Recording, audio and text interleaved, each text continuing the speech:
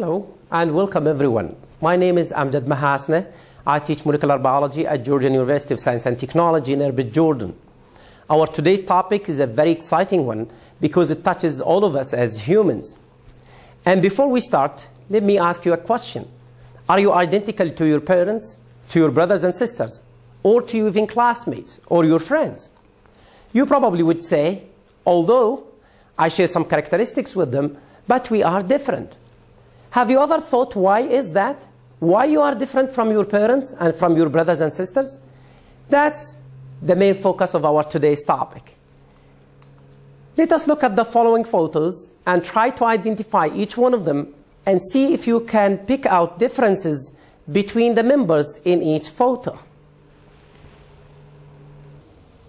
In the first photo, we have a family of a father, a mother, and two daughters. And you can easily pick out differences between them if you look at their hair color, their eye color, their freckles, their height, etc. Now in the second and third photo, we have an identical twins. And it's very hard to distinguish between them as they are really identical. Monozygotic or identical twins resulted from a single fertilized egg that splits a few days after conception. Their DNA originates from a single source, and therefore their genetic material is the same, and all of their characteristics that resulted from their genes also would be similar. In the last photo, we have a non-identical twins, and clearly you can distinguish between the boy and the girl because non-identical or dizygotic twins resulted from two eggs that are fertilized by two separate sperms in a single ovulation cycle. They are no more alike than any other sibling set.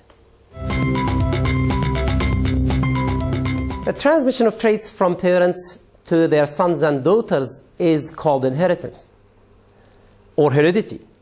However, sons and daughters are not identical copies of their parents or their brothers and sisters, as we saw in the family photo.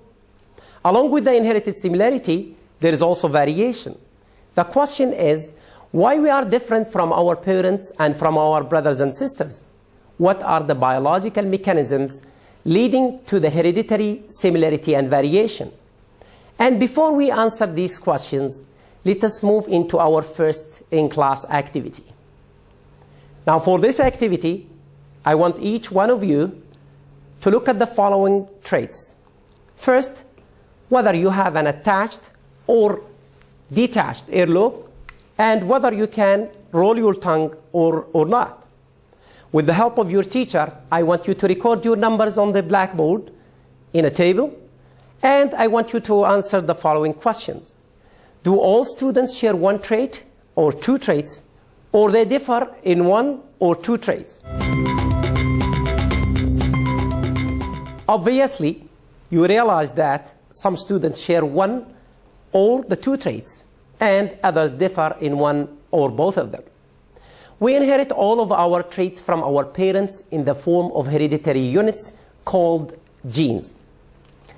Now let us examine the two genetic principles or hypotheses that account for the passing of traits from parents to offspring.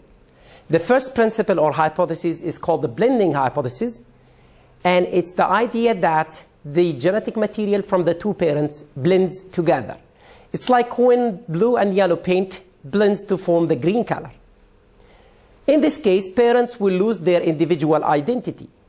And because the blending hypothesis does not explain many genetic principles, it is no longer accepted in the scientific community. The second hypothesis is called the particulate hypothesis, and it's the idea that parents pass on discrete units that we call now genes. Mendel was the first to document such a particulate hypothesis through his experiments with the garden bees. Mendel performed monohybrid crosses, which are mating between plants that are different in one character. Mendel, from his experiments, developed the following concepts about inheritance. The first concept is that alternative versions of genes account for variations in inherited characters. And these alternative versions of genes are now called the alleles. The second concept is that for each inherited character, an organism has two alleles, one from the father and one from the mother.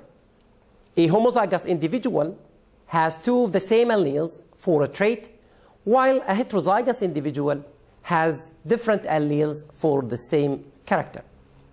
The third concept is that when only one of the two different alleles seems to affect the trait, that allele is a dominant allele and usually is represented by a capital letter. The allele that does not affect the trait is called the recessive allele and usually is represented by a lowercase. The fourth concept developed by Mendel is that when gametes form, the alleles separate, and each gamete carries one allele for each trait. This is called the principle of segregation, or the first law of Mendel. Mendel also performed dihybrid crosses, and that's crosses of plants with two differing characters. His results led him to develop the principle of independent assortment, which states that the alleles for different genes are sorted into gametes separately. To elaborate more on these two hypotheses, let us do the following activity. Now, for this activity, I want you to cross a pure tall pea plant with a pure short plant, and I want you to predict, according to the blending hypothesis, what do you expect the plants to be in the first generation and in a few more generations.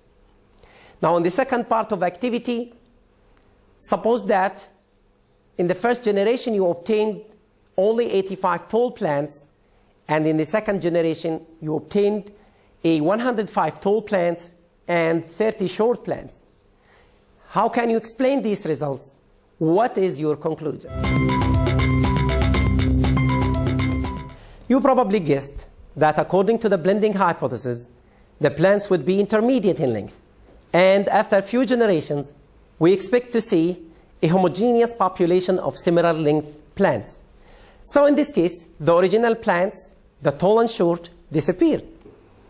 On the other hand, and according to the particulate hypothesis, the tall trait is dominant over the short trait. And that's why we saw only 85 tall plants in the first generation, and we saw a 3-to-1 ratio in the second generation. Mendel's principle of segregation accounts for the 3-to-1 ratio observed in the second generation. So, genes are our genetic link to our parents, and they account for family resemblance as well as differences. Our genes program the specific traits that emerge as we develop from a fertilized egg into adults. One would ask how genes can pass from parents to offspring. And to answer this question, let us look at the types of reproduction.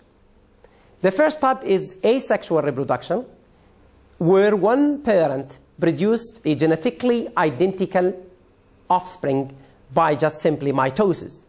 And this is seen in lower organisms like Hydra, for example. The second type of reproduction is sexual reproduction, where two parents give rise to the offspring that have unique combination of genes inherited from the two parents. So genes are passed to the next generation through the reproductive cells, the gametes, the egg and sperm, that are similar in chromosome number, but they are different in the gene order. Therefore, genetic variation is an important consequence of sexual reproduction. Before we discuss the mechanisms that leads to genetic variation, we have to remember that mutations are the original sources of genetic variation, as mutations are changes in the organism's DNA that create different versions of the genes, the alleles. Once these differences arise, reshuffling of alleles during sexual reproduction produces the variation that results in each member of a species having its own unique combination of traits. Now let us talk about the mechanisms that contribute to genetic variation that arise from sexual reproduction. And before I will introduce these mechanisms, I just want to remind you that meiosis is preceded by interphase, in which chromosomes are replicated to form the sister chromatids. The sister chromatids are genetically identical, and they are held by the centromere. Meiosis has two stages, 1 and 2. I want to draw your attention to two phases in meiosis 1, namely prophase 1, in which crossing over takes place between non-sister chromatids, and metaphase 1, in which independent assortment of chromosomes takes place. The first mechanism of genetic variation is crossing over. And to understand crossing over, we need to know what do we mean by homologous chromosomes. Homologous chromosomes are chromosome pairs that are similar in length, centromere location, and gene position. One inherited from each parent, and they have corresponding gene sequences, and they usually pair during meiosis. This figure represents a homologous pair of chromosomes. We have two sister chromatids. They have the same length, they have the same centromere location, and they have the same gene position. For example, this is the locus for the high gene, and we have two alleles, one for the tall and one for the short.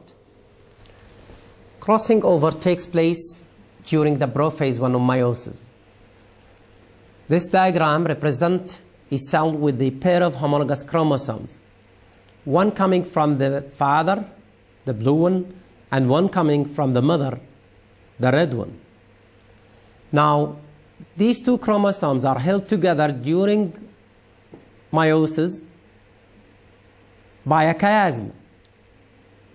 Now, through the chiasma, crossing over takes place between the non-sister chromatids.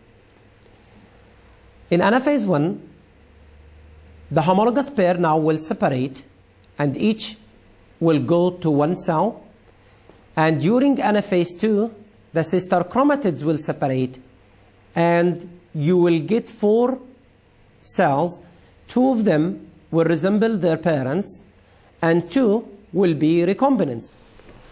To better understand crossing over, let us look at the following diagram that represents a single crossing over between two non-sister chromatids.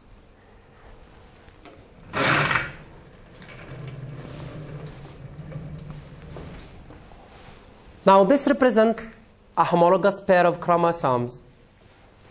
Each chromosome consists of 2 sister chromatids, and each carries 2 alleles, the A capital, B capital, and these are the dominant ones, and the A small, B small, the recessive ones. If a single crossing over takes place between the A and B, and that means a chiasma will form between the non-sister chromatids, we will end up having 2 parental chromosomes. They have the original alleles, the A capital, B capital, and the A small, B small, and 2 new alleles, the A capital, B small, and the A small, B capital, and these are the results of a crossing over between the A and B. We will take a break, and I will see you after that.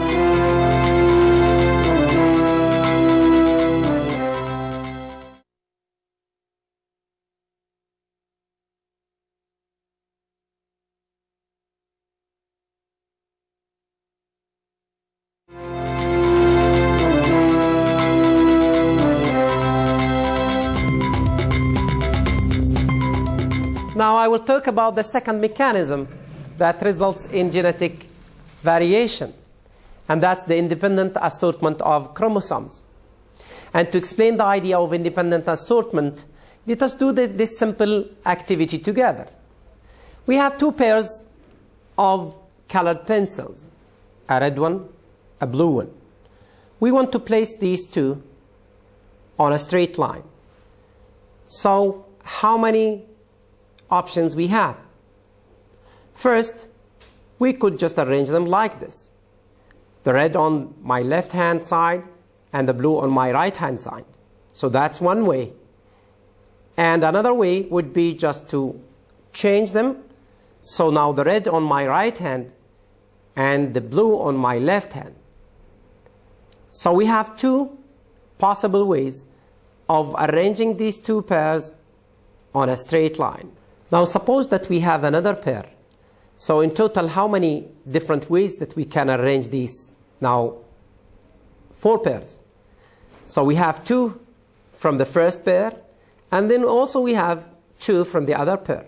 So we have 2 multiplied by 2.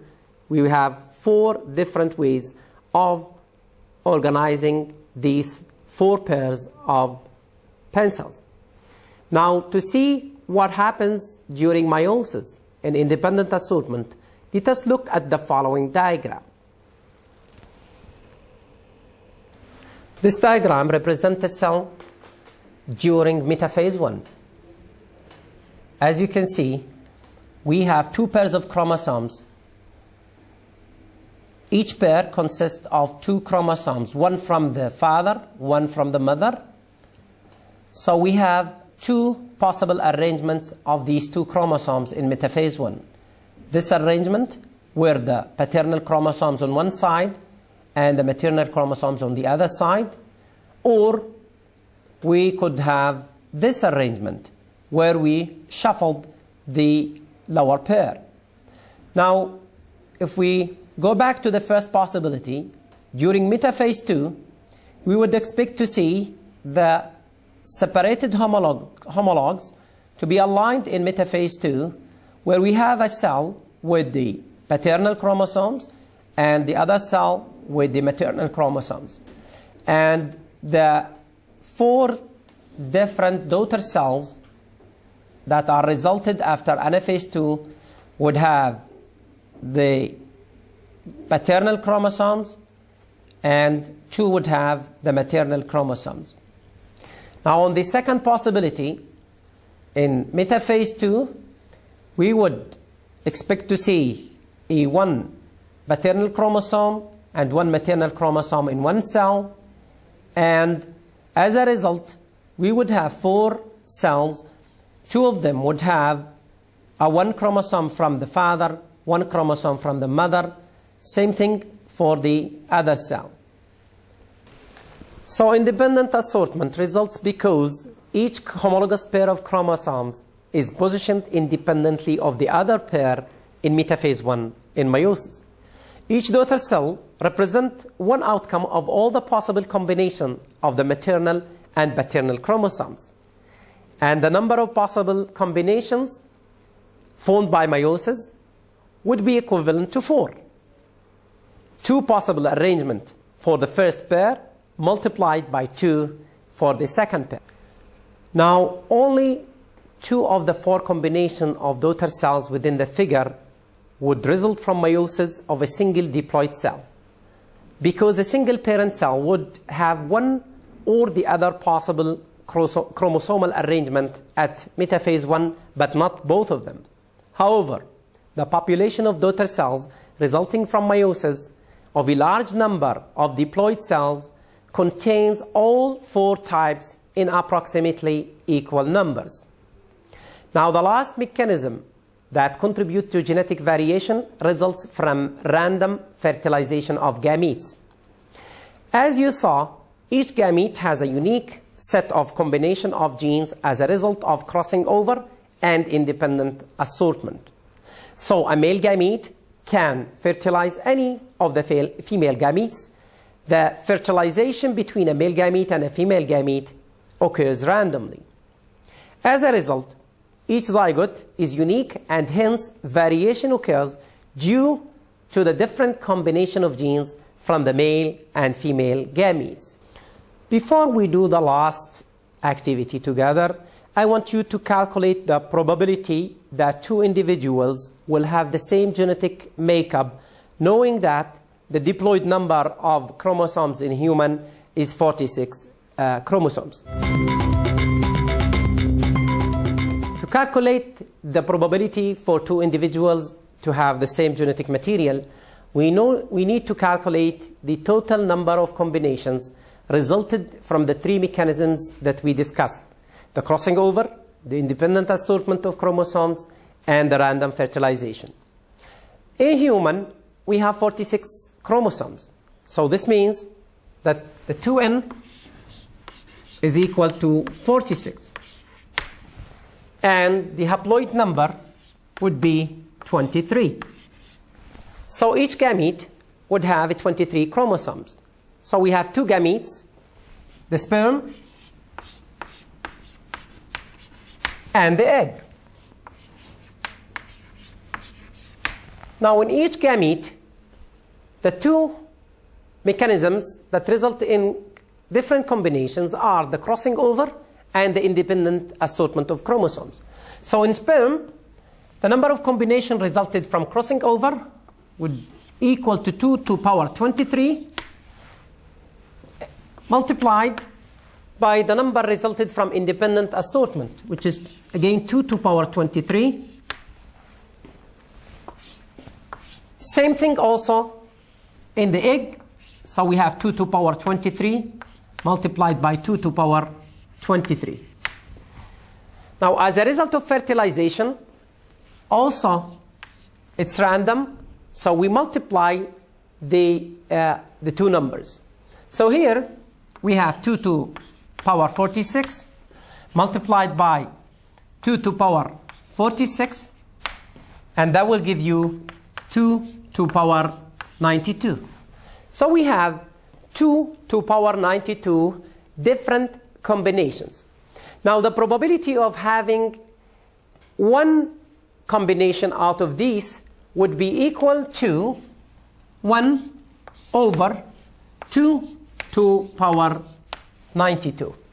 The chances that our two individuals would have the same genetic material is 1 over 2 to power 92, and this is really low.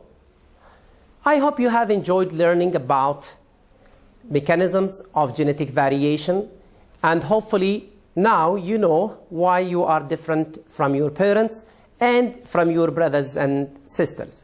Thank you so much for your time and for your energy. Bye-bye.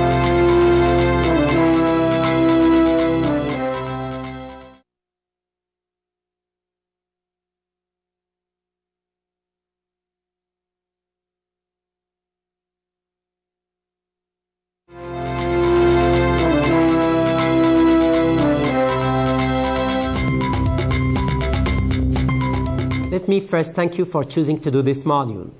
I hope you and your student enjoyed it as much as I enjoyed making it. First of all, the material we are going to cover deals with genetic basis of variation. Some of the material we are going to cover is new to the students, and some they probably know. This module does not require many prerequisites. It just requires general knowledge of DNA as the genetic material, as well as knowledge of meiosis, and that's how gametes are produced in the male and female sex organs by gametogenesis.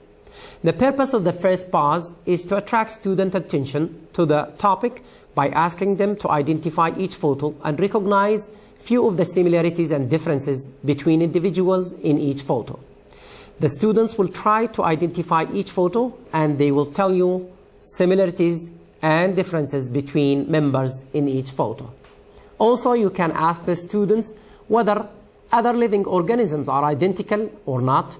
For example, cats, dogs, elephants, lions, plants, etc. The idea is to make the students recognize that humans, as well as other living organisms, differ from each other. Now, while discussing this, I will challenge the students with a question: why sons and daughters are different from their parents and from their brothers and sisters? You can extend this to other organisms like animals, for example. For the first class activity, ask each student whether he or she has an attached or detached earlobe, and whether he or she can roll his or her tongue. Make a table like this one. In the table, you can just record the trait, the earlobe, the rolling tongue, and the number of students in each category. Now, at the end of this exercise, students should realize that an X number of students share one or two traits, while a Y number of students differ in one or both. And this variation is due to what they inherit from their parents. Now, in this second segment, the concept of genes will be introduced. Here we emphasize that the link between parents and children is